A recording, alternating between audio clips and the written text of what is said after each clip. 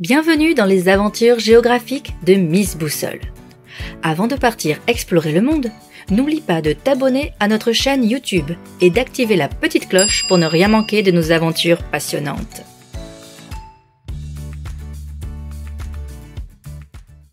Internet, qu'est-ce que c'est ? Internet est un vaste réseau informatique qui relie tous les ordinateurs du monde comme un gigantesque réseau de routes transportant des informations. Ces routes prennent différentes formes.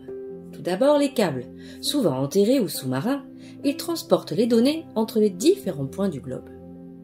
Les satellites, ils envoient des signaux depuis l'espace pour connecter les zones non reliées par câble. Et enfin les serveurs, ce sont des ordinateurs spéciaux qui stockent tout le contenu d'Internet, comme les sites web, photos et vidéos. Savais-tu qu'Internet a été initialement créé pour l'armée afin d'avoir un réseau capable de fonctionner même si certaines parties étaient détruites ? Par exemple, si un câble est détruit par une attaque, d'autres connexions, comme celles passant par des satellites, peuvent toujours faire passer les informations. Contrairement à un réseau comme celui d'un téléphone fixe, où si la ligne principale est coupée, tout s'arrête. Aujourd'hui, il est accessible partout. Grâce à lui, tu peux envoyer des courriels, effectuer des recherches, regarder des vidéos et même effectuer des achats. De quoi j'ai besoin pour me connecter à Internet ? Tu le sais, Internet peut être très utile. Toutefois, tu ne peux y avoir accès que si tu disposes de certains objets. Un appareil, une connexion et un fournisseur. Pour mieux comprendre, allons chez Gabrielle, une jeune fille de 10 ans.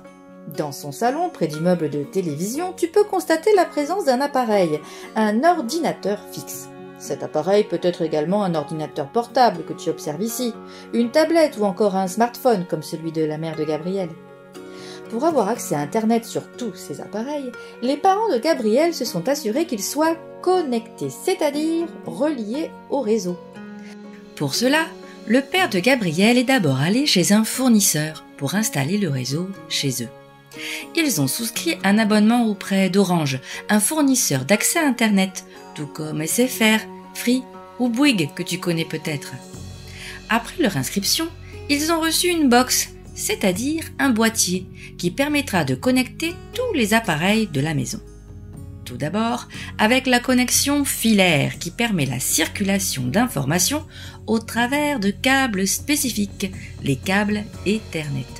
C'est le cas de l'ordinateur fixe de la maison qui est connecté directement à la box par ce câble. Puis, avec la connexion Wi-Fi, une connexion sans fil. Cette technologie utilise des ondes radio, des signaux invisibles émis par la box pour transmettre des données entre les appareils sans utiliser de câble. Le smartphone de la mère de Gabrielle et l'ordinateur de son père utilisent ce mode de connexion, par exemple. Désormais, avec leurs appareils, leur connexion et leur abonnement, Gabrielle et ses parents sont prêts à explorer le web. Et les serveurs, comment ils fonctionnent exactement ? Les serveurs jouent un rôle crucial dans le fonctionnement d'Internet. Ils sont comme de grandes bibliothèques numériques où toutes les informations présentes sur cet immense réseau sont stockées.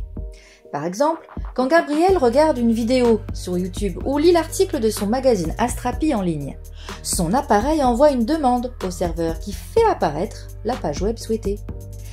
Il existe des milliers de serveurs à travers le monde qui travaillent ensemble pour que Gabrielle puisse accéder rapidement aux informations qu'elle recherche et aux fichiers qu'elle peut partager. Bien que l'accès facile à toutes ces informations soit un avantage, l'utilisation des serveurs présente des inconvénients. Les câbles sous-marins nécessitent des matériaux et une installation coûteux. De plus, l'utilisation d'Internet a un impact négatif sur l'environnement, notamment en raison de la fabrication des câbles et du refroidissement constant des serveurs qui consomment beaucoup d'énergie et contribuent aux émissions de gaz à effet de serre. Même si des efforts sont faits pour rendre ces technologies plus écologiques, il est important d'être conscient de leurs conséquences sur notre planète. De ton côté, tu peux aider à réduire cet impact écologique en essayant d'éteindre les appareils quand tu ne les utilises pas ou en évitant d'utiliser Internet pour des choses inutiles comme regarder des vidéos en boucle ou laisser des pages ouvertes sans les utiliser. Tu sais maintenant qu'il te faut un appareil, une connexion et un abonnement pour accéder à Internet. Les câbles, les satellites et les serveurs permettent de transmettre et de stocker les informations, ce qui te permet d'explorer et de communiquer en ligne facilement. Toutefois, il est important de se rappeler que ces équipements consomment beaucoup d'énergie et peuvent nuire à notre environnement. Retrouvez-nous pour en savoir plus sur la géographie en téléchargeant la séquence complète qui accompagne cette vidéo. Vous trouverez la fiche de préparation, un quiz, des fiches documentaires pour vos élèves, des exercices, la trace écrite et une évaluation. Utilisez les liens dans la description ou directement sur le site passeeducation.fr. À bientôt pour une nouvelle aventure géographique.